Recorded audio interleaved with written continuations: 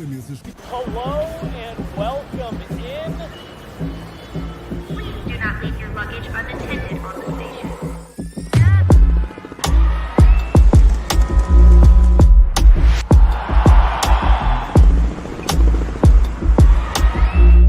Welcome to the show. Welcome to. Where's Nate? Can't find him. Hello, everybody. Welcome to an episode of Off Field on a Monday, 11 a.m. Mountain Time. You can catch us here every single Monday and Friday, same time, same place. And also the fellas on Wednesdays now as well. So Monday, Wednesday, Friday, 11 a.m. Mountain Time. We're just getting things done around here and pretty pumped about it. Fellas, I have a surprise for you. Did the Broncos win? Well, they did, but I have another surprise for you. Tell me. Super mascot Rockies. I actually am able to join you guys this Wednesday. Oh yeah. You're sticking around? I am. Wow. What's going on with the cleats and convos this week? Well, they the 49ers play on Thursday. Okay. And so kind of hard to do film a show, pod on Tuesday with their practice schedule being a little bit different. And it was tough to then say, should we do Friday, Saturday, Sunday? Because Debo was like, it kind of depends on whether we win or lose, and we don't know if we're going to win or we're going to lose. And they actually just lost to the Cardinals. So it was a rough game. I was watching it. And I'll tell you, Debo didn't look good in that. Well, he didn't get any action. When I talked to Debo before that game, or like last week when we filmed our show, I was like, how you feeling about the Cardinals? He's like, I'm not feeling, Cardinals are legit. I don't think they're legit. I think they keep finding weird ways to win. Well, they always give the Niners He was giving trouble. a lot of credit to Kyler Murray. He just said that guy, he's balling right now. Yeah. You know, anything can happen. So he wasn't necessarily going into that game going, we got this. You know, No. 49ers have had some injuries and whatnot. So either way, yeah, I'll be able to join you guys on Wednesday. Sweet. I will not be able to join you on Friday, though. No. Did you guys know October 12th is the most popular date for weddings this year? And it happens to be one of the best college football slates. It has to be for non-college football fans. CU Buffs taking on the Kansas State Wildcats this weekekend. I will be in a wedding, so I will be all things bridal. I'm not getting married. I'm just accompanying my friend. There's like 4 while top 20 matchups. That's Exactly. not even one of them, but do we know where game day and How about let's just get right into the Broncos here? We should get into the Broncos. Yeah, let's not go through the schedule of college football right now. Just because Liv's not going to be here Friday. No, I got about 2 hours sleep. I don't even have a baby yet. I have little ones, but 2 hours of sleep. BK, what's going on with you? Hardy? Were you too partying. I was too pumped after the I was win. going to say, were you Exactly too what it is. pumped about the Denver Broncos? Fair. It was a great game. It was. Really great game. Are you ready to get to my game-changing plays, or we'll do this later? Why did you not sleep, man? I'm curious. No, it's little kids, they get up, whatever. Yeah, man. Stuff going on. My not even 2-month-old baby slept for 9 hours straight last night. I haven't slept for 9 hours since either of my kids were born. Put her down at 8:30. She woke up at like 5:45 or 6 a.m. It was insane. So you're rejuvenated. You guys are actually switched, because normally when he doesn't get sleep, BK's like, wow, ready to go. I was in a really overly good mood on Friday. I don't know what was going on there. You were. I was bouncing off the walls. It was crazy. I haven't slept more than 6 hours since Leo was born, and he's 6 years old in a month. So whatever. Well, that's also he's working 61 months. Hello working in sports. 73 months. Well, I think look, I do morning updates. I think some of that has to do with you working in sports too, BK. No Late question. nights, early mornings for sure. And I think everybody's got a little bit of a hangover after that win. Big win. Huge win. Well, okay, so he and I were there, and we saw the players after, and it was cool getting to talk to Champ. You talked to Champ, then I talked to him for another like 10, 15 minutes after y'all left, which was great, just to really catch up with him. And we got that vibe. But we were in the press box. You were in the stands before you raced over here. And like, I went by and got one of my little ones a haircut this morning. Hairstylist, she has season tickets. She's like, that was the best game I'd ever been to. It was my favorite game I've ever been to as a Broncos fan. Down on the sideline too, a lot of energy. I was down there before the game. A lot of friends and family, a lot of people, just a lot of, the Raiders haters, a lot of Raiders fans, just and then it didn't start off great for the Broncos, It really didn't. And I want to spend 2 seconds talking about the perspective from the stands, because it really did. First quarter, I think it ended 10-0 after the first quarter. And there really was that honestly, there was that overwhelming feeling of like, here we go again. This is not going to end well. It really did. I felt like the Raiders had completely taken the momentum for themselves, kind of sucked the energy out of the stadium a little bit. It was still a beautiful day, but it was very on trend with that, Yep, these last 2 games, I'm not sure what they meant, but now we're back kind of making silly mistakes, lots of penalties. It just felt like we could not get going. And then obviously that PS2 pick 6, I feel like completely flipped the momentum. And it was you feel like that flipped the momentum? 100%. And they were about to be down 17-3 and instead they are tied 10-10 with a 100-yard pick? 100%. That was for me, that's what did it right there. So just to touch on, because we're going to get into everything that happened after that and that play itself, that's going to be part of the game-changing breakdowns. That's a tease to exactly what it's going to be. Yeah, well, there's going to be 2 plays. I can't wait to find out what the second play is. There's going to be 2 plays. Because that one is kind of obvious, but you still want to break it down. Yeah. And so we will. Yeah, because I think it's interesting. So people, they see Patrick Surtain return 100 yards. What they don't see is the mistakes that the Raiders receiver, Jacoby Myers in particular, made to put Pat Surtain in a position to make that. So I think for people to see kind of the reality of why Pat Surtain was just sitting there waiting for the ball would be interesting to folks. But leading up to that play, Gardner Minshew, I think, was, perfect. 9 for 9. But the Brock Bowers play, right? The first one, the touchdown play? Yeah, that long touchdown. I mean, that one kicked me in the gut. He's a very good athlete. He's going to make plays like that. It's a 50-50 ball, but he's got superior ball skills than, PJ Locke, who's covering him, and he goes up and makes a nice play. Little shove. Michael Irvin style shove. Yeah, you were going to get flagged. That's part of it, right? Yeah. But we haven't been used to that. The Broncos defense has been playing really, really well. So to see that, I was like, oh, God. And then the Broncos offense did not respond. And I think that was like, oh, crap. Because the Broncos offense looked really shitty in the first half. It felt like deja vu for sure. So you were in your seats. Had you gotten to the press box by the time Bowers makes that play? I was down on the field when that happened. Okay, so you're on the field. Yeah. So you can feel that vibe. I don't know who all had made their way up to the press box, but you had the Randy Gradishar ring of excellence. And as they were getting everybody off the field, they kind of ushered Randy to the north end zone. And so after all the flag folks walked by, the game's starting. We're just kind of waiting for Randy.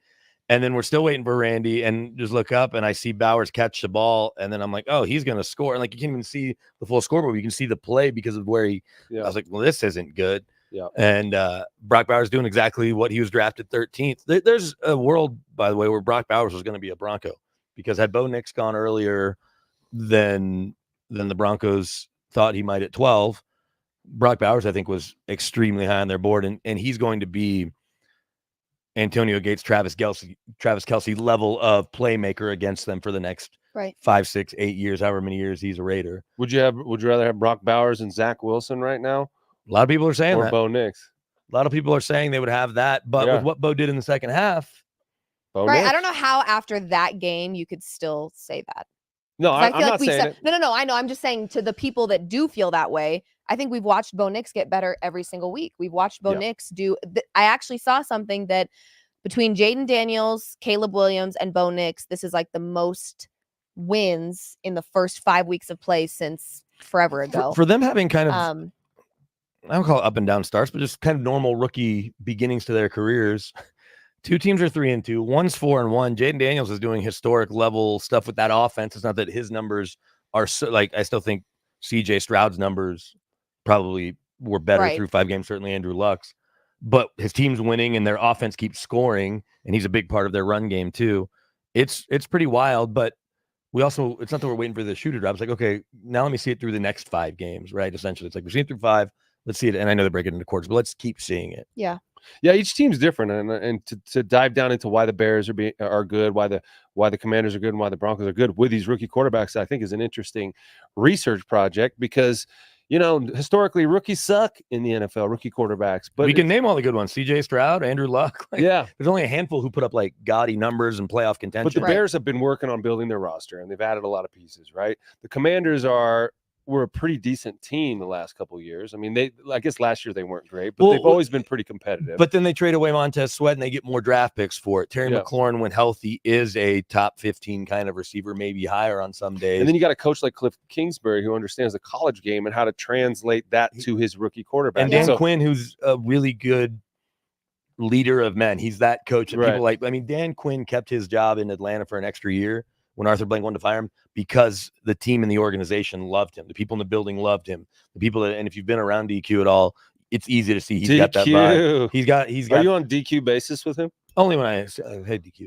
Hey, man. Does he call you BK? No, but I put him on with, he does not, but DQ and BK, where would you rather go to eat, BK or DQ because Well, am I getting a blizzard? Dairy Queen or Burger Am I getting King? a blizzard or am I Yeah. getting a croissant witch? is it a queen or a king? Is it a Croissant is it a witch? croissant witch or is it a blizzard? If it's a blizzard, if it's dessert, Well, it's breakfast. it depends on if they have caramel frappuccinos there. So Do they have those? Why don't don't you think have a so. caramel frappuccino I today? bought 12 Red Bulls or whatever these are. 12 how many have you had Monsters. today?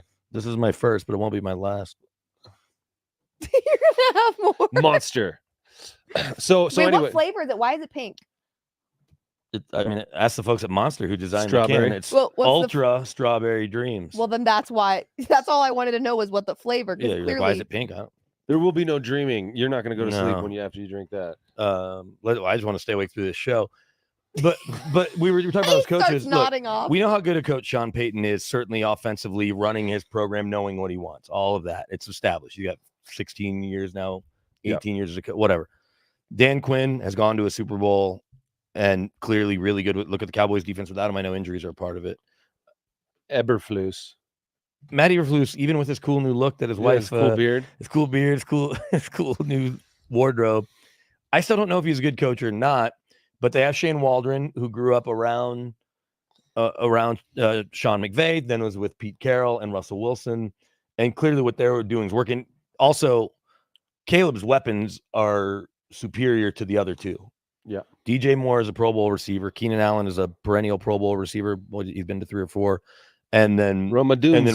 Dunze, very, very much a Pro Bowl talent. Mhm. And DeAndre Swift playing pretty well. DeAndre Swift, in the who's a Pro backfield. Bowl, he's been a Pro Bowl back, and Yeah. and then the Cole change of Kmet, pace, pretty good tight end. and Roshan Johnson.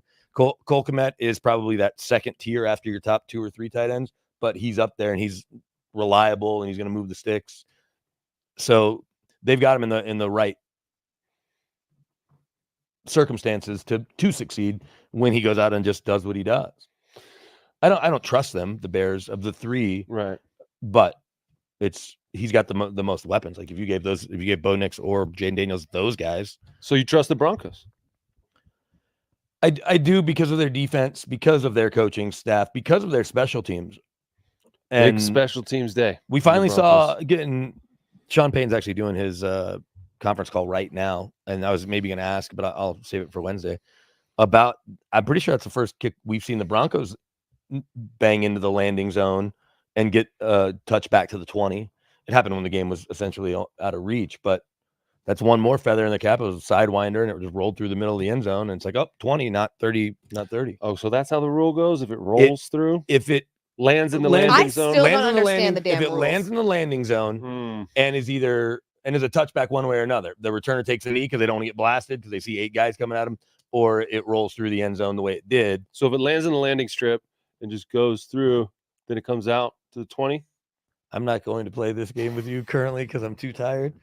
But yes, if it hits the landing area, I didn't say anything about a landing strip. The landing area, landing zone. Is The what they kids call don't it. know anything about landing strips. I know about him. No, the kids don't. It's just a, I need more. That's a just more thing. Red That's Bull. I just a feel like a bare lot of field, people- though, I with the newer generations. You saw it with I the 1977 field, didn't even have anything in the middle. No, it was just an It was uncleared, totally bare. yeah, forest. What other things in the game stood out to you, Liv? What's on your list? We're done talking about landing strips. Okay. For now, I hope. He says he hopes. Things that stood out to me. I mean, obviously the pick 6 was a big one. Oh yeah, we should talk um, about that more. Do you think that turned the tide? It might have. Shut up, BK. This guy without sleep is I'm a little, he's a little feisty. little edgier, if Yeah. you will. You are. Okay, so other than The 2 hours of sleep, it's not like you were doing radio hits until 4 a.m. and then woke up at 6 a.m. to take another hit. So this was No, I started- kids not sleeping. kids not sleeping, and then my first update's at 5:15 in the morning, 5:15. and then I'm on TV at 7:45. So you didn't go to sleep till 3? Yeah, more or less. Wow. What the hell? Were you watching movies? No, I had a little almost 4-year-old wake up a bunch of times. She woke her brother up, dealing with dogs, dealing with a moody teenager that kept us asleep, getting to sleep late. My wife's traveling, so Oh, so you're by wife's yourself. not here. yeah, Wow. that's kind of Oh. standard though. I mean, she's on the road almost every week this time of year for her very important job as opposed to my silly, goofy job. But enough about me. Beyond the most obvious game-changing play the Broncos have had this season, what else stood out to you? What's on Bo your list? Nix Vivian? looked very confident to me, which I also very much appreciate how Bo Nix speaks in post-game pressers. He speaks like he's a seasoned quarterback in this league. And I think some of that you can also probably give credit to Sean Payton and the culture that he's establishing and the relationship that they have. I mean, even his answer, we actually have that clip and we can run that really quick. The answer about the little squabble between Sean Payton and Bo Nix, we have that. So why don't we'll play that and then we'll kind of dive into what was said by both of them. It's part of the deal. Listen, last year, all of a sudden, it's just, there's still a little bit of Ferris Bueller in this player that we got to get rid of. All right, talking about Bo, and I love him to death. And so sometimes it's my love language. All right? Well, he turned and looked at me, said, I love you, and I turned and said, I love you back. What do you mean by Ferris Bueller? Oh, it's just funny. Yeah, I mean, just personality, or I'm just asking. Yeah, Ferris is kind of quirky, doing his own thing once in a while. I mean, I don't know. Did you watch the movie? Have you ever seen it? He's still got a little Ferris Bueller in him. I mean, he's got some. We mischievous. Not that, maybe a little bit, kind of subtly. Look, there are times where you send something in, and then I don't want it flipped, and then it gets flipped because and so it's all good. He works his tail off, and I am that way. Reference. He funny quip. I felt like that was the most uncomfortable we've seen Sean in terms of answering stuff. Only because normally if he doesn't want to answer, he just doesn't. But that reporter didn't really let up. He's like, explain that. What do you guys think he really meant with the Ferris Bueller reference? Well, first off, like Sean Payton likes to just make metaphors and Slurpee cups and he's a big analogy guy. Yeah, and so he's not expecting someone to be like, well, what do you mean by that? Ferris Bueller. And so he's like, yeah, it was funny. It was a quip by me. I just said it. And so why are we? So have you seen Ferris Bueller's Day Off? No, of course you haven't. If you've never even heard of like Guns N' Roses or Nirvana or Metallica or Pulp Fiction or the Beastie Boys, or Point Break or Back to the Future, Ghostbusters, Back to the Future, any of the, I think I've heard enough. Goonies, then you definitely haven't seen Ferris Bueller's Day Off. Should though. It's fun. Bo Nix has seen it, and y'all are the same age. Well, but it's about these high school kids who play. I'm not a movie watcher, y'all. It's about these high school players who play hooky from school, and one of them, Ferris Bueller, is very crafty with his mischief. Right, he like sets up this like thing at home in his bedroom with a fake, with a doll and a fake head that'll, when you open the door, the head will turn over and the sound will go like he's moaning to cover for the fact that he wants to go out with his girlfriend and get his buddy and go have some fun. So he's a very mischievous kid. He's anti-authoritarian, but he's got a heart of gold and he's really funny and he actually really cares about his friends, right? But he fucks with the principal a lot. He fucks with the principal. The principal's like, this hapless principal running around trying to catch him. So is Sean Payton the principal? A little bit. But Sean Payton, I think, was the Ferris Bueller of his time. That's the thing. And I think that's what he appreciates in him, because Sean Payton was a little bit of a rabble rouser, right? And he was a quarterback too, that didn't want the coach telling him what to do. No quarterback wants a coach to tell him everything what to do. And sometimes as a quarterback, you make a decision out on the field that the coach doesn't like, and the coach gets in your shit. Well, in this instance, and we're going to go over this a little bit in the game-changing plays, but he flipped it. What he means by that is they had a play on to one side, and Bo Nix flipped it to the other side, either in the huddle or at the line. No, in the huddle, and wanted to do it to the wide side. Sean Payton wanted to do it to the narrow side, to the boundary, and he got to the sideline. He let him know about that. Look, as a quarterback, you got to have the ability to make some changes on your own and do some things that you feel. That's why you drafted him, because of his IQ, because he has instinct, because he's a gamer. And so at some point, this is a good thing that Sean Payton has a guy who's going to push back. We've talked about where are the coaches on this coaching staff who are going to push back against Sean Payton. There might not be one, but Bo Nix is the guy who's going to push back against Sean Payton, and that could be a great marriage. And we saw Davis Webb, who is the guy that we know Bo Nix spends the most time with. Like, it's going to stop being something we talk about at some point, but we're still only 14 months since Davis was. My math may not be good. Davis Webb started an NFL game for the Giants right before the playoffs 2 seasons ago. So whatever that is, do the math on that. 25 games ago or whatever. And again, we know I'm not good at math, but that's counting playoffs and all of that. Right? Recently, very recently. So, and it's not after a 15-year career; it's after like an 8-year career. So, like Davis Webb's like 30. Give or take. And so he and Bo, who's also almost 30, they spend the most time together. Even with Pete Carmichael and Joe Lombardi. And you saw Davis kind of playing good cop and mitigating that at the end of it.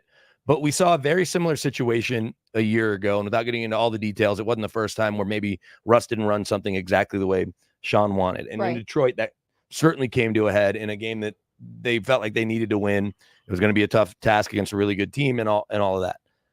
And Russ just sat there and took his medicine and then didn't even really talk about it post game. Oh, no big deal. Sean also downplayed it. You understand, though, but as Sean said, that's my love language, yelling. Well, Bo Nix is going to yell back. He grew up the son of a coach, grandson of a coach, and I'm not saying that's how they always communicate, but we saw Tom Brady yell at Josh McDaniels plenty and at other coaches. We've certainly seen Peyton Manning yell, and I'm saying you have to do that. Aaron Rodgers will at least talk down to his coaches. I don't know if there's a lot of yelling. But I think that's okay. Yeah. I'm not saying every quarterback needs that, but when you see that they're that fiery, I remember Jay Cutler coming off and yelling with Jeremy Bates, like in front of all of us, like coming out. You were definitely still on the team then. Oh, yeah. They're walking up the field. We're about to start the podium to talk to Mike at the time, and he and Jeremy Bates are yelling at each other. And I think that's okay, and I think yesterday was okay, especially because they won and how if this is happening after a 4-game losing streak. And then you're questioning it. But I think it's okay. I grew up in a family where everybody yells. My wife did not. So when I'm yelling, it's a little different dynamic than it is maybe for her. I wonder if Sean Payton's wife's love language is also yelling. I don't know. I don't think she probably gets a word in.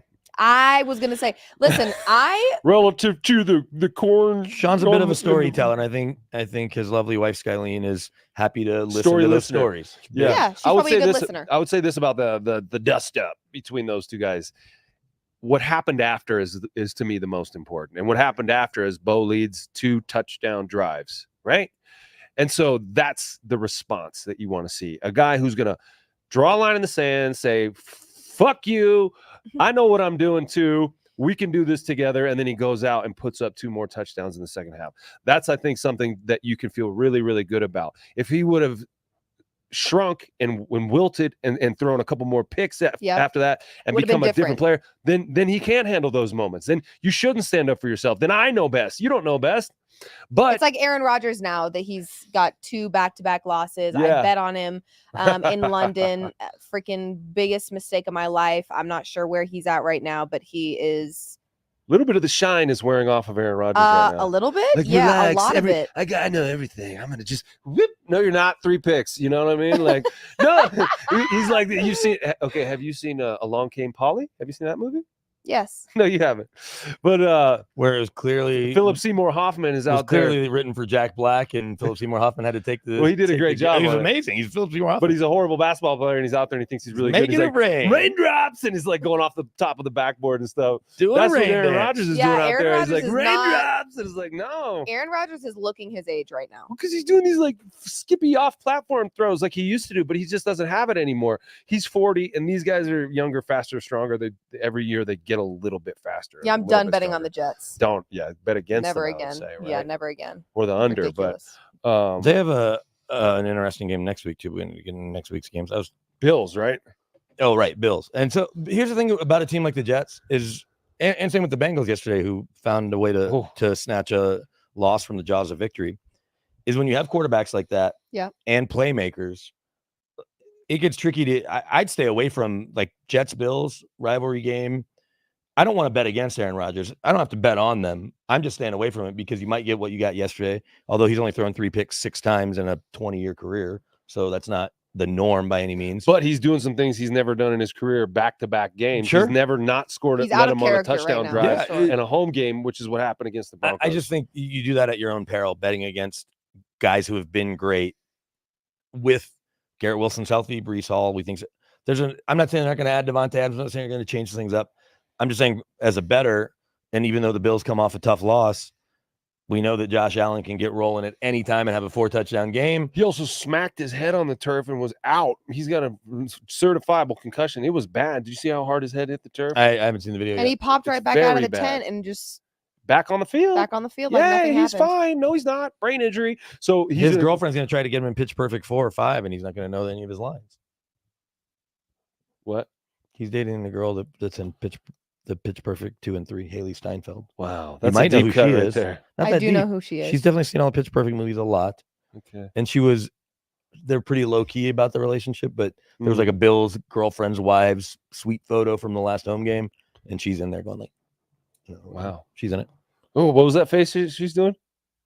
I can just show you the picture. No, you did it. It was No, cool. I think she was like kind of smiling, but Yeah. not like she wasn't. I don't think she was like racing. You got to It look in the wasn't her camera and show picture. him again one more I'm time. just gonna find it and you see if I nailed it, but I think she was kind of. Let me see if I can. Let's see if I can find it. Haley Stanfield. Haley Steinfeld.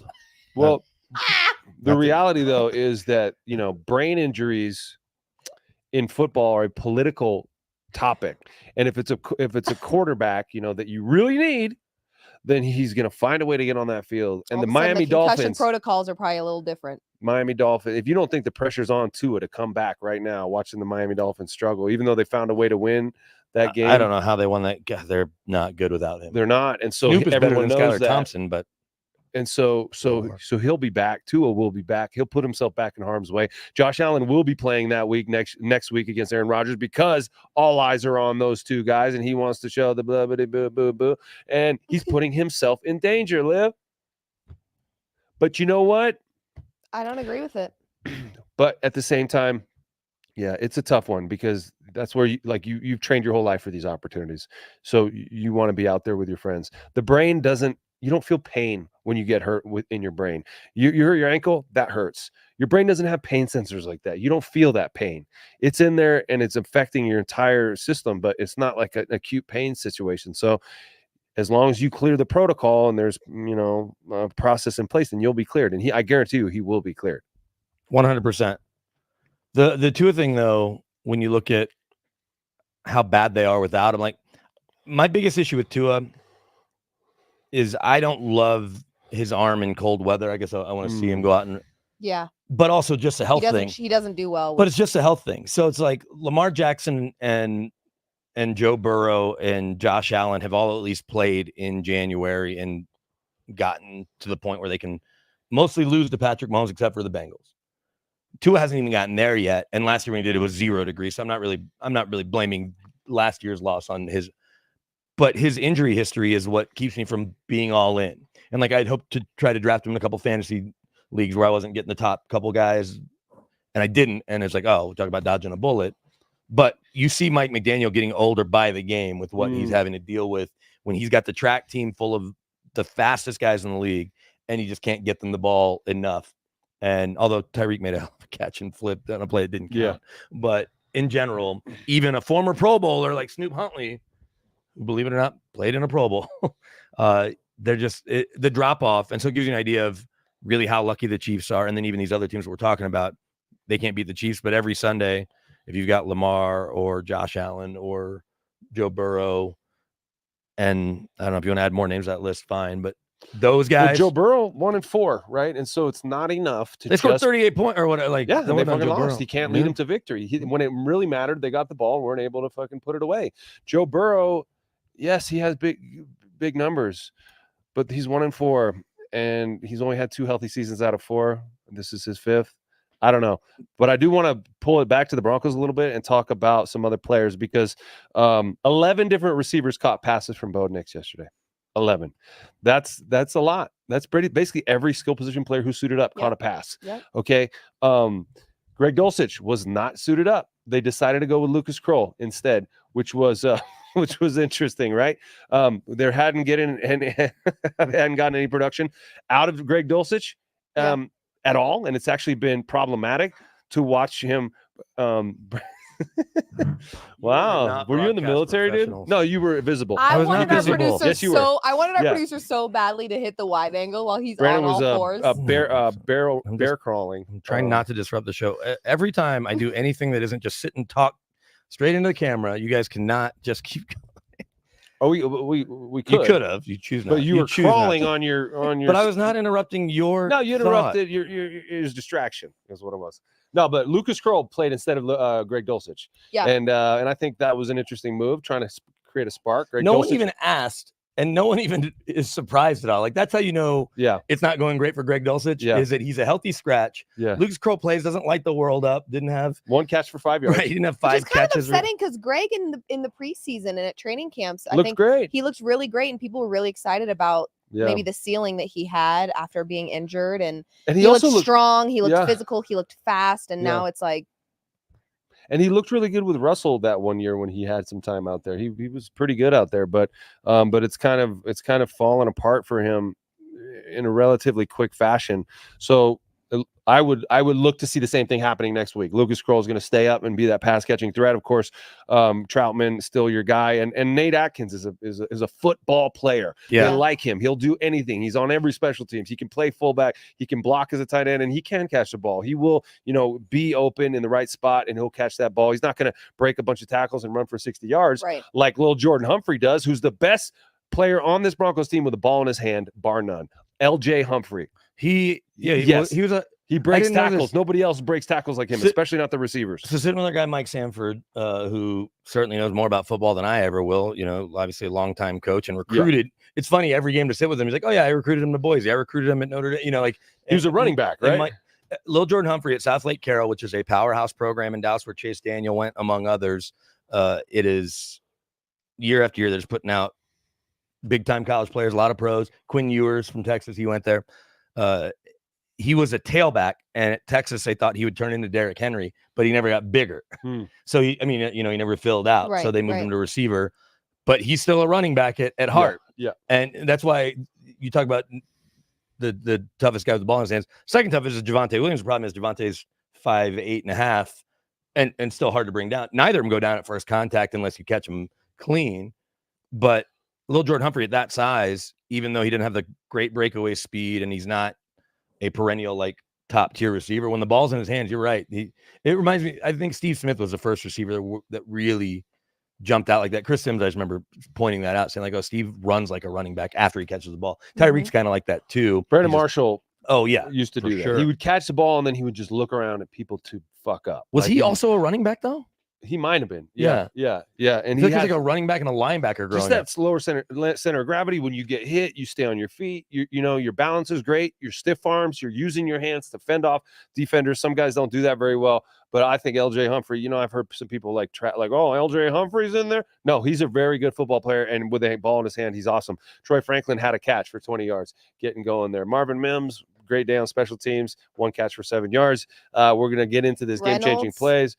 But yeah, Josh Reynolds with a nice touchdown. Cortland Sutton had, 2 for 34. But Javonte led the team in receiving with 5 catches for 50 and that long, big screen. And led in rushing as well. Yeah, and that big screen pass that was actually a huge play. Because I think they were it was third down. I don't remember when that was. That's has Javonte Williams. Let me look it up before I even ask that question. What were you gonna ask? Has Javonte Williams ... The only reason I'm asking is from a betting perspective. He is his over under yesterday was like 53.5, and his receiving was in the 20s. So he obviously went over on both. I just find it interesting because he's typically the favorite to score, and he has not yet scored. I know. I had both he and Cortland Sutton in my anytime. In almost every game, he is the favorite that you can bet. Like he's got. But he should be based on of course, but it's just interesting that he's not yet. But he's not yet gotten in the end zone. Jaleel gets some chances down there, and he got another one. He got in the end zone again. And Bidet had it for a little bit too. And Bo Nix is going to just do that. Like a Bo Nix anytime touchdown feels like a better bet right now than Javonte. I think if you took that every week, you could be profitable by the end of the season. For sure. Well, he's already got 3. Yeah, so he has 3.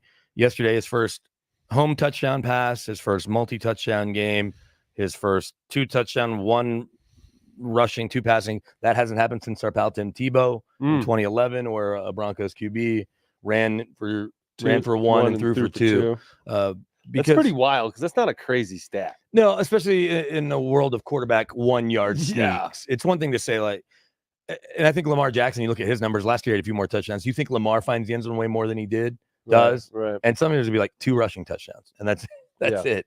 But now with the new contract, maybe he's running like Cam Newton. Now with Derrick Henry too, they're going to want to give it to him down there. You know who had the I think the most ever? We should probably look this up. Tom Brady has to be high on quarterback touchdowns because he has so many sneaks. I bet you very high up there. But we talk about seeing progress from Bo every week, and we saw 2 weeks in a row where he found ways to win and then didn't turn the ball over or get sacked in those 2 road wins. Yesterday, obviously takes a couple sacks. And 3 sacks, yeah. And talking about guys running out of tackles or through tackles, the one that Max got him on, where he just kind of tripped him up, and I was like, oh, he's stepping, because it looked like he was stepping out of that, and he's a really good runner, he's really fast, and Max didn't have some crazy obvious, right, but it still was just enough to like throw off his gait. But I imagine that's one he'd want back more than anything. But we saw Bo yesterday after a okay first half, but not a lot of production, now have a big second half. So it's like we're putting all this together, and maybe we're, I don't say overanalyzing it, but hoping that this is like a building block and becomes the standard. Yeah. Until it is, where it's a 3-touchdown week, 2 out of every 3 games. Spreading the ball around is what I really like to see. Because the best quarterbacks do that. They don't zero in on one guy and give one guy 13 targets and 2 other guys get 3 and nobody else eats it all.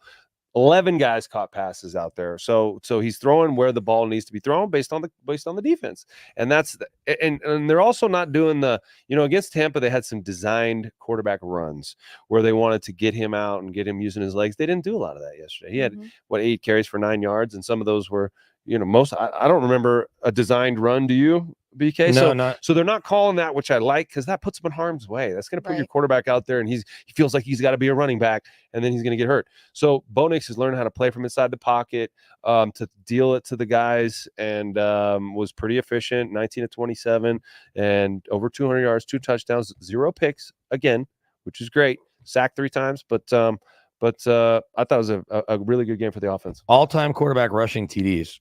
This is not big of a surprise, I guess. Cam Newton, 75. Oh, yeah. I mentioned Brady. He's way farther down. He's at 28. That's actually Josh Allen up there? Actually, he is second all-time at 55, so he's 20 behind Cam. And he's not even – is he even 30 years old yet? No, he's not 30. And look, he's not going to rip off 5. Like, I think they're going to keep dialing back the way he runs because they don't want him to have a shortened career like Cam Newton. Yeah. But I do think he will continue to have QB sneaks and little – so I expect that Josh Allen will pass him. Jalen Hurts is third. Yeah. He's all-time? He has 43. Right. We'll think all those tush push. Yeah. So that worked for them so well. Yeah, he has 43. The year before. Steve Young also has 43. Former Senator Jack Kemp has 40. Steve McNair had 37. Tobin Rote 37. Michael Vick 36. Yeah, Aaron Rodgers has 35. Is Lamar up there? Lamar's not even. He's at 31. Okay, so he is there. Dak's at 29. Russ is at 29. So I think just understanding that their level of athleticism and Aaron Rodgers kind of Bo's faster than Aaron Rodgers I think ever was right now. But I think you'll continue to see sort of the way Dak Prescott has him, where you'll have the 1-yarders and you'll also have play action on, boot action in the red zone, and he'll have a handful of 6 or 7-yarders every year. He's not gonna have 10 of them, but he'll have sort of like the touchdown he scored on against Seahawks, where it's clearly a pass play and he's just an athlete. But I don't know if we'll see even the Josh Allen level, because especially those first couple of years, they were calling runs the same way they did for Cam Newton. They want him to play till he's 40 if they can, right? And you don't do that by doing the Cam Newton model. Cam was 33 and he was done. He was like, wow, this guy can't do it And anymore. Shedeur Sanders wants no part of him, and neither does Travis Henry. Well, he's weird. He's like, very you're on weird. Some weird shit. But he's on some weird. Well, just the hats alone and the outfits, he's like a carnival dude walking up to you like, what the fuck is Let going me guess on your here? weight. Yeah. Shedeur was at least like in an early part of the warm-up. He was trying to say hi to Travis Hunter like in DB pregame drills. Yeah. Speaking of that, can we spend 10 seconds on the conversation I had with Champ? And I know hopefully you'll get him on Dumb Jock soon. But we were talking about Travis Hunter, and Champ, obviously, he could have been an NFL receiver. I think this is just Champ's being a cornerback at heart. He's telling me, he goes, I think he has to play corner, and you figure out receiver packages for him. And I'm like, well, isn't it easier if he's a full-time receiver and you figure out a lot of DB packages for him? And he's like, yeah, but, cornerback, he'd be out there every play. I go, okay, but the best cornerback in the world, and they literally both, he and PS2 were signing autographs at the same time, at the very end of the day, is making $21 million. Yeah. There's 10 or 12 receivers making close to 30. But Champ ultimately said, like, look, it's a good problem to have. It'll be interesting to see who uses them. No matter what, he thinks he'll be top 5 at either spot, especially if he only plays or mostly plays, 80, 90% at one. Travis Hunter wants to be a Bronco. Of course he does, but the Broncos have won too many games. Yeah. Maybe they trade up, but no, they don't have much to trade. They don't have. I think that I think he would.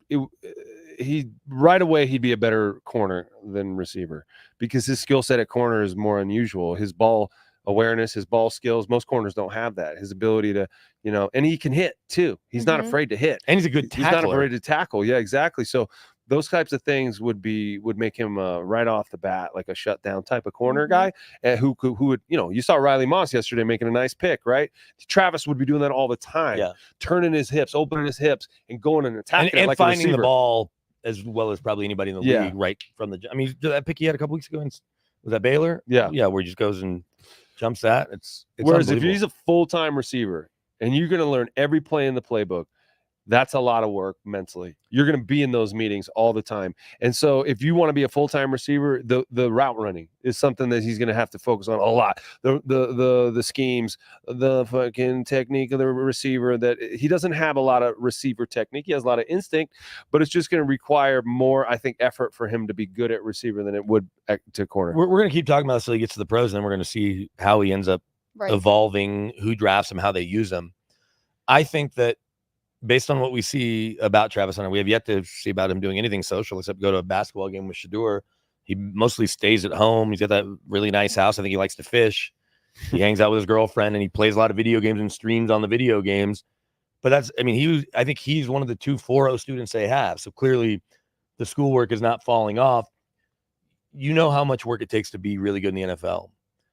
And even the best players, when they aren't a quarterback, still have downtime. He can fill some of that downtime by just spending more time in meetings, learning whatever he's not primarily on for a given day. It's going to be about his time management, but there are enough hours in the day to learn both game plans, to understand the entire playbook. Well, there's not enough hours in the day to be in both meetings and to be. He's going to have to do all that to be absorbing all the coaching and watching all the film with your group and hearing them talk about, well, let's do this here. Let's do and the extra stuff. Because we're sitting in there 4 hours a day together, going over the same stuff. If you're splitting your time, you're going to miss some stuff. And so what are you going to miss? And is that going to show up on game day? And so I think it's going to be a tough, it's going to be tough to play both ways, like be like full-time both ways, like he's doing in CU. Let's say he wants to try to play both ways. So and then we don't have to spend more time on this than just this. But if he's going to play both ways, aren't you probably still making him a receiver? If he's, figuring the snaps out, but if he's kind of a full-time starter on both, because even with whatever exotic stuff you're going to do on defense, it's going to be mostly some variation of what you're doing versus if you're with the right quarterback that wants to change his checks every single week and do all that, you have to spend time in those offensive meetings, I think, unless the quarterback's going to take you and go through everything with you again, which a quarterback might. Well, that's why to me he would be a full-time corner because receivers rotate all the time. Okay, so there's different packages coming. No receiver is on the field for every snap. Corners are on the field for every snap. They don't move. They stay right there. Champ Bailey stayed in that same spot all game long. He was never tired. He just kind of stood there. Same with Pat. So they don't have to come off the field, whereas receivers always do. You see him tapping out. There's different packages. So I think that would mirror what would happen with Travis. He wouldn't be on the field for every play as a receiver. And so why not put him on the field for every play as a corner and then have certain packages or certain plays that he comes in as a receiver a la Champ? And if he can handle that load, then you increase it on offense. But great problem to have, whoever drafts him. And it's cool that he wants to stay in Denver. And I like that he said the folks in Colorado have been nice to him. I have a feeling whichever of the 32 teams draft him, their fans will be nice to him. So he'll be welcomed with open arms. Yeah. And he's a kid that all these kids are coming in, but he's coming in, I don't know, but if his girlfriend moved with him here, they stay together. So he's not out trying to find a love of his life. He's had money, so it's not new to him. So he'll just come in and probably pick up right where he's left off. And then just, like you said, a good problem to have. But it was just interesting to talk to Champ about it. So I'm excited, hopefully, to get him on Dumb Jock here sooner than later. Yeah. That'd be great. Yeah. Well, let's get to our game-changing play, as if we haven't talked about it enough. I think we all probably, if I asked the general public what their game-changing play of the game was, they're probably all pretty similar because they were pretty notable. And again, you could feel the energy completely change, the momentum shift, and you could see it. And as a result, the Broncos were able to do a lot of positive things. So Nate, take it away. What is your game-changing play for this? Can I guess? We're going to have two. Cool. I think, Ruben, are we queued up for those two? He's got him right All there. right. Whichever one you got first, we'll do that. Throw it up on the screen. And all right. Okay, so the one we got is the one in which Bo and Sean Payton got in a little tiff. Okay, so what you're going to see there is that arrow is on Marvin Mims, I believe. And what you're going to see is a guy coming towards him. He's in motion. Now, they talked about the boundary or not flipping the play. Sean Payton wanted to run it to the other side. They're on the right hash. He wanted to run it to the short side, to the boundary for whatever reason. He liked the defensive look that he got on the boundary. He didn't want to run it to the wide side. Well, Bo said, F that, I know what I'm doing too. No, he doesn't talk like Sean Payton. He said, F that, man, I know what I'm doing. We're flipping it. We're going to put it to the wide side and let you guys run. All right, give me the next one. All right, so they did the motion. Marvin Mims, you can see that the arrows on Marvin Mims. He runs a little slant, and he's going to be open right there. And I think Sean Payton wanted him to throw it right there to Marvin. Now, Marvin hasn't been very involved in the offense, and he's had to answer a lot of questions, Sean Payton, about why Marvin hasn't been involved in the offense. Well, here he's got a perfect play for Marvin to take a house call. And so I think part of his frustration was you had Marvin right off the bat on the slant. You could have hit it to him right there, and he would have hit his head on the goalpost. But also, if it's flipped too, sorry to ask, if it's flipped, then he has more open field to run to the other way. If it's the exact same thing flipped and Marvin's open the same, there's even more real estate. Yeah, after the fact. Yeah, but in Bo's mind, he's like, well, I like putting these guys out here wide and letting them work with more because then the window will be bigger for Marvin Mims between himself and that linebacker. That window closes, though, quite quickly if you don't throw it right there, but you see how wide open he is, right? And so clearly one of those defenders is screwing up, and it's probably that guy that the line is on. Next one. All right, so you see a nice little pocket there for Bo. Not a lot of pressure. Was Max in on this play? I don't see him. Yeah, no Max Crosby there. That helps. So Bo has a decent pocket there. Garrett Bowles just kind of not even having to put hands on that dude, or maybe he punched him at first, and he's reeling there. Next one. All right, here we see Bo.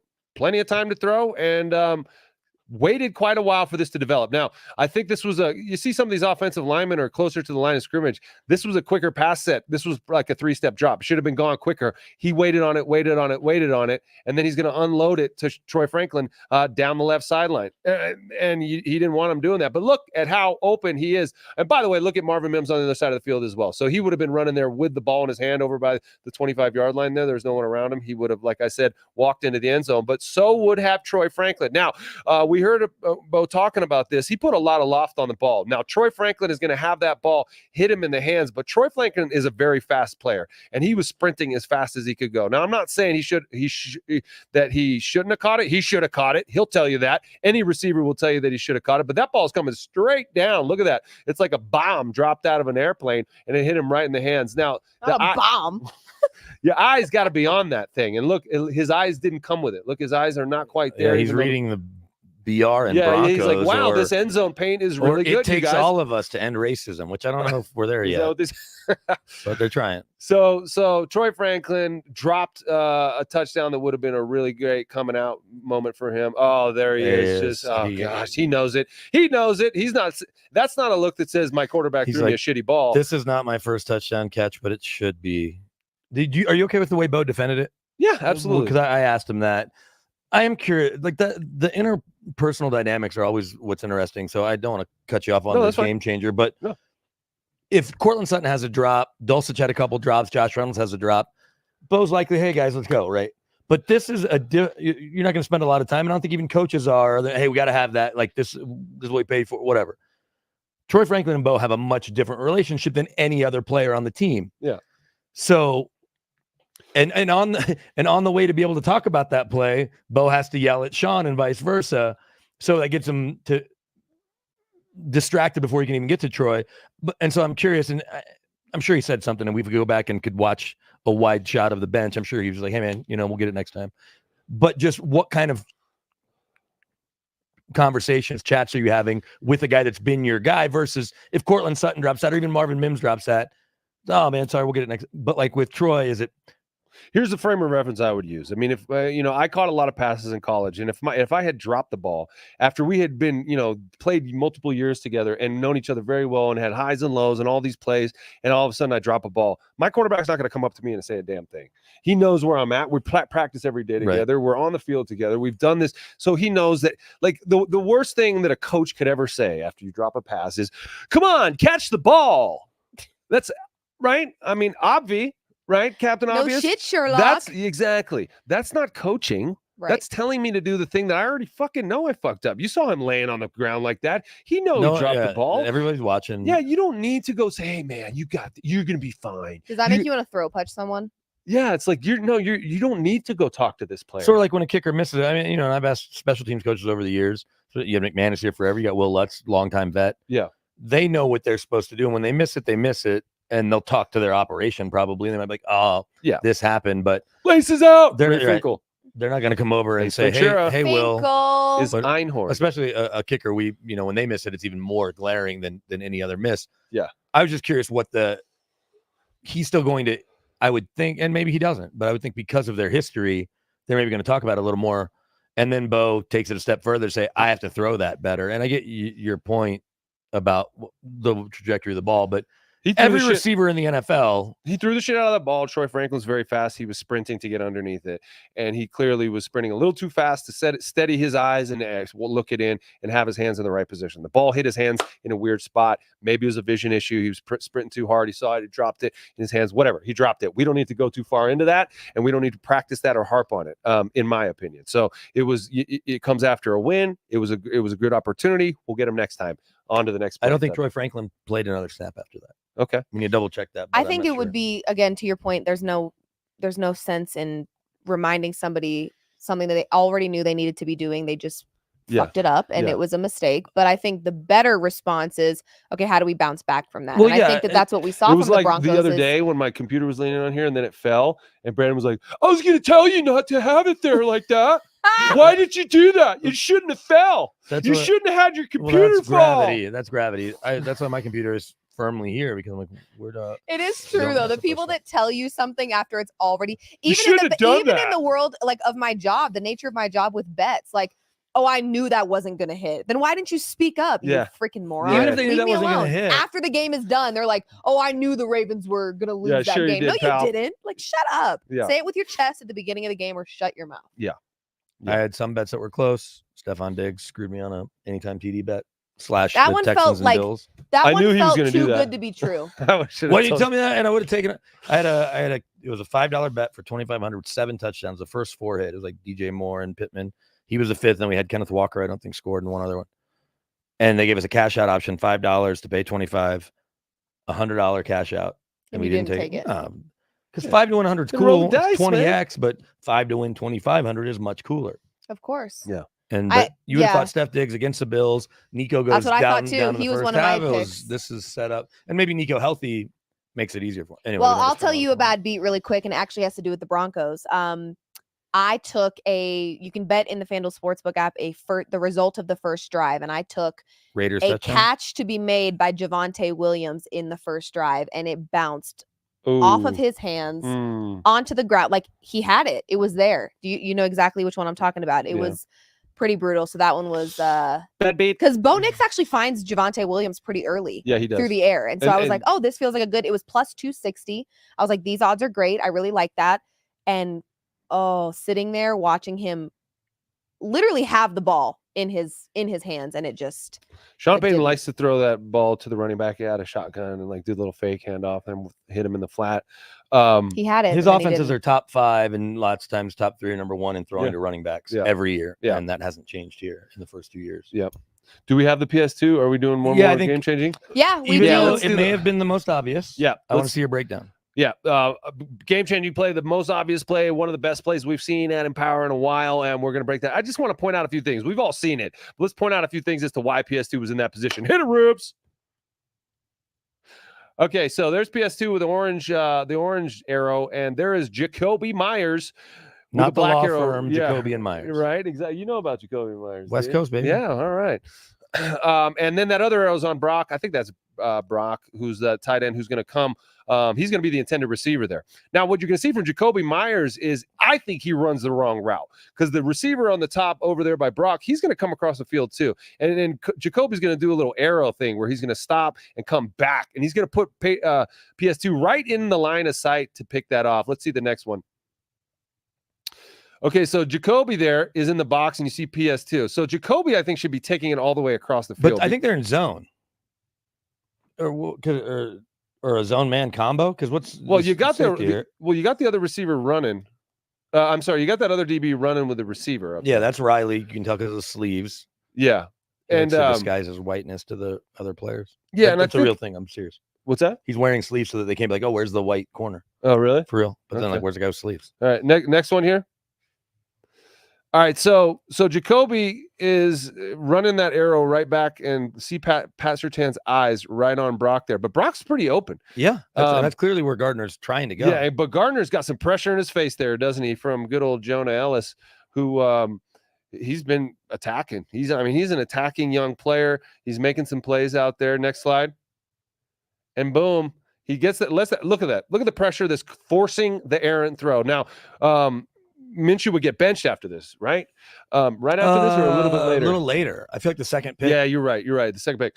But this ball, he clearly didn't see where he was throwing it, and he lofts it. And Jacoby Myers, who should be occupying that guy, and maybe it was Pat Surtain would have been there anyway and would have been able to close on that ball. But if Jacoby pulls further back, Pat might be a little deeper, or if he's behind him, or if he's underneath in front of him. So you always want to have body position on the corner who's covering you. But Jacoby Myers just kind of is a fop out there right now. Yeah. All right, next one.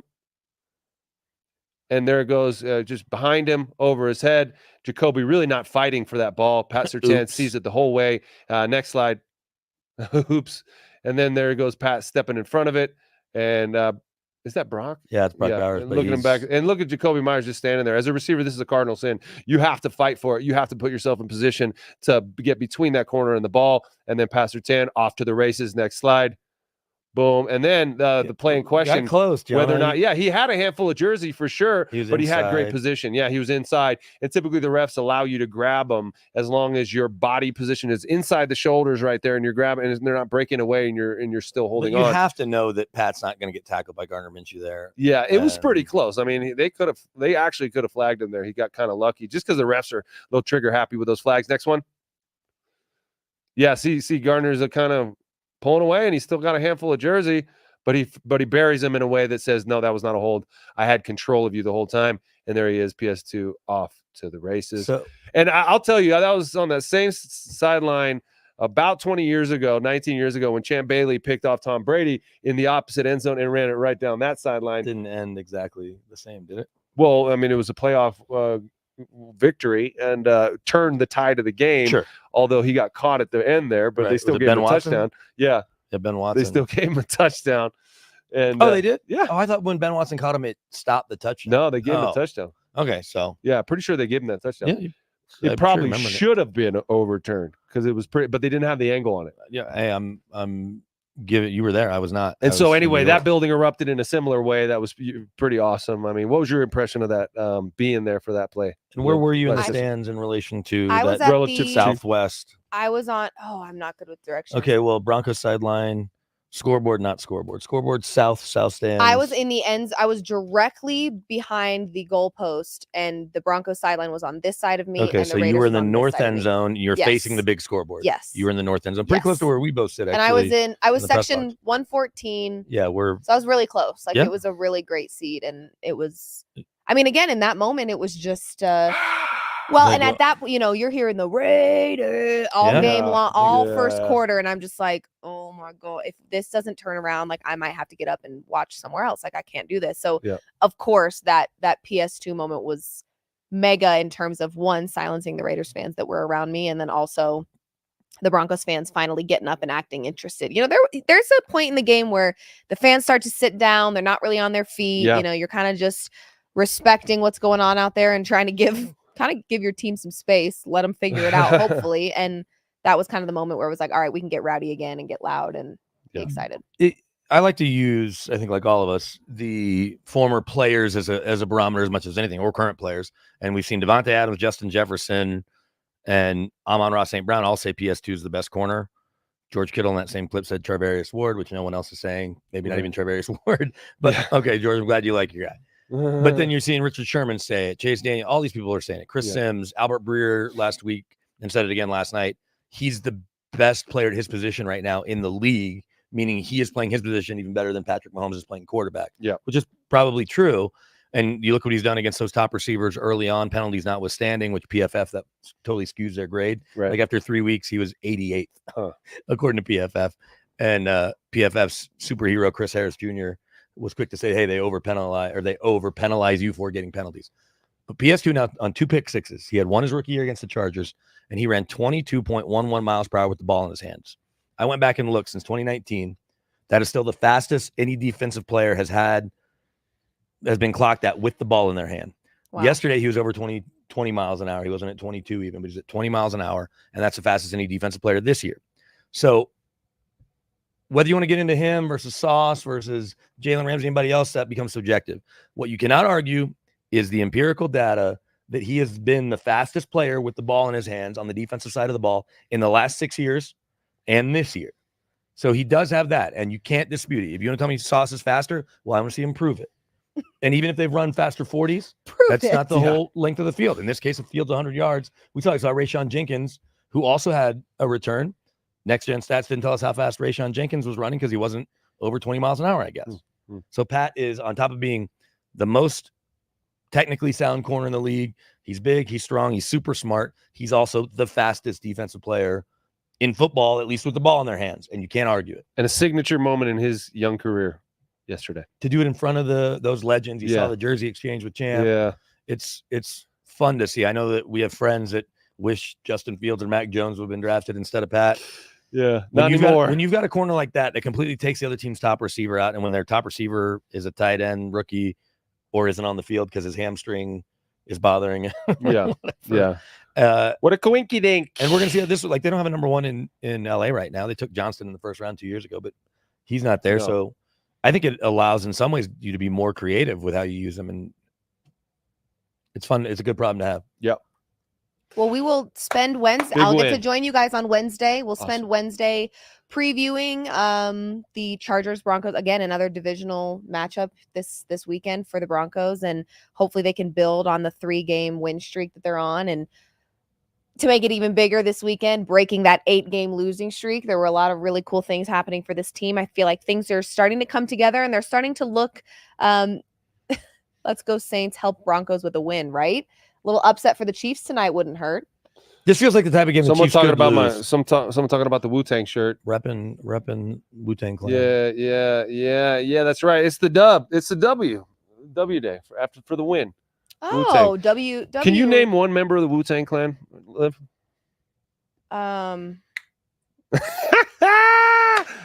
This is a fun game. It never gets old. Well, you want me to spell it? Sure. M-E-T-H-O-D, man. M-O-T. Yeah, M-O-T. Close enough. M-O-t. He's not more of an actor. Method Man. Method You know Man Method Man. is in the Wu-Tang Clan. She doesn't know who Method Man is. Old dirty bastard. Rest in peace. RZA the Jizza. The what? The chef. Ghostface Killer. What did he just say? RZA and Jizza? Yeah, they're two different guys. Different guys. Members of the Wu-Tang. Do you guys know what Riz is? Inspector Deck. Do you guys know what Riz is? Raekwon, the chef. Hey, no, it's your turn. Do you know what Riz is? Riz? Mm-hmm. No. What if I said you had, like if I said BK's Rizzed Up, would you know what I'm talking about? No. Well, doesn't it feel sad to not know everything, huh? Yeah. So I may be under a rock when it comes to the stuff when the dinosaurs roamed the earth, but culture as it pertains to the new age, these dudes are old. You don't know what Riz. What if I called you a Riz god? Would you know what that means? No, because I don't know what Riz is. Is it another word for spitting game, or how good you are at pulling members of the opposite sex? It uses a derogatory term that I'm not going to use about women. Do they call them bitches? Yeah, that's Urban Dictionary. That's not me. I would not say that about a woman. Never? Even if she was You've acting never like called- one, I would definitely not say that. You've never called a woman the B word? No, I have, but it was What? It was my You cousin's. have? It was my cousin's cousin. Wow. At their wedding, or wedding. At her wedding, you So called a cousin was woman On the family, but best somebody day of like her life, you No, called no, her no. this? but She I was waited not for till the involved. best day of her life. My cousin Erica.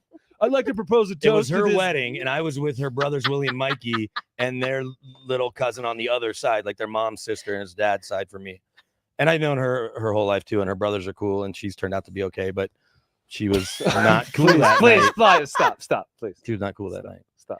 She was kind of acting like a biatch. Yeah, everyone agreed. I was not like breaking news. Does that make it okay if everyone agrees? It's a little less. A little less aggressive, I think. Yeah. Well, and it's when it's somebody you know It's versus warranted. like saying it at a bar or to your friend's girlfriend that you don't like or whatever, Yeah. or friend's wife. Do you have any wives of your friends that you don't really get along with? No, I'm usually pretty good there. It's my wife that I have the hardest time with.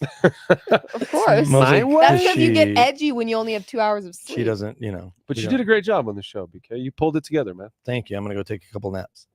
A couple, not just Yeah. one. I actually paid to keep my daughter in daycare longer so I can take Today? a nap. Yeah. Yeah. I'm literally Perfect. paying to sleep. Well, then let's get the F out of here so the BK can go take a couple of naps. Except because I have to Wait. take a nap, then Broncos players talk, another nap, then pick up kids. There you All go. right. So BK's going to be napping for a little bit today, but we'll still have some good content coming your way. We will also be live Wednesday morning. I will not be here on Friday. I've got wedding festivities that I have to attend to, but the fellas are going to take over on Friday, give you all the good content. We might find a substitute just to keep the chairs even. Do it. Got some ideas. Replace me. Won't hurt my feelings. Starts crying. Kidding. Yeah. No, it'll be Next great. man up, hey, next man up or next woman up. But in this Next case, person up. I have a dude in mind, and they will not be replacing you. They'll just be sitting in the chair. You have a dude in mind? A dude. A potential Fill in. fill in for the day guest, a potential guest. Perfect. Because Nate will do BK's the got host. it Nate's covered. going to do the hosting, and I'm just going to try not to. I'll do my Just best live derail impersonation. Oh, it shouldn't Are you be gonna hard. get glammed up? Just, No, I'll just just- don't know anything about Yeah, anything, and then you'll be exactly. fine. Are you going to get Exactly. glammed up? Perfect. Are you Yeah, gonna you wear, got to get glammed. Are you for going to wear sure. pajamas? I No, don't. First of all, Are you going to wear jeans with or without holes in? Definitely with holes. Big Okay, holes. big please. holes. Okay. that is such a dad thing. My granddad. Yes, I'm comparing you to Says my the lady grandpa. wearing New Balance, talking to us about My dad grandpa. things. No, New Balance is so back, BK. First of Exactly. all, Is it because of Shohei Ohtani no, it and absolutely Jamal? is. No, it is absolutely back, and they're stylish and they're cute. These are not like grandma shoes. Yep. Those 550s because they're not gray. No, they're swaggy. Okay. Please tell BK These that shoes are New from Balance is back. 1977, so what do I know? Yeah, New Balance is back. First of all, I don't wear Got pajamas these to for work. 35 bucks. I just had a pair of pants that may have resembled. He's a wearing pair of he's pajamas. wearing shoes from the 50s, so what are we talking And about? here? also, my grandpa makes those comments. Bill "Did you get Russell used to those- hoop in those. Did you get those jeans half off for all those holes? Like, come on. It is silly the ripped whole jeans. premise of like buying or the like super wrinkled shirt. Like, oh, that's the look. I'm like, I can make all my shirts look like that. Anyway, can make all BK my doesn't jeans know look like that. fashion. He wouldn't know fashion if it struck I him think across that's the head. that's false. You see how I dress game days? You should wear your Yeah, Ed, you did look very And swaggy days yesterday. like this. You should wear your Ed Hardy shirt on. And my Oh, True Religion jeans. And Super wear baggy. You should cut a Ed bro Hardy. tank and wear it. Okay. Your Affliction shirt. Do you remember those? Yeah. Or I How can big buy is you it? a Nirvana shirt. Do you know who that is? Yeah. Who's the lead singer of Nirvana? Smiley face. Doesn't matter. I know him. It does matter, Kurt It Cobain. does. He's in my. Mostly. Yeah, actually, we're Do you, friends. do you know? Some people What, do think you know he's what m- Kurt Cobain's doing now? You want to see my Crushing life. Do you want to see my Kurt do you want to see my Kurt Cobain impression Is today? he not crushing life? This is my Kurt Cobain. He's been dead for a long time. Almost 30 years now. Liv. He killed himself.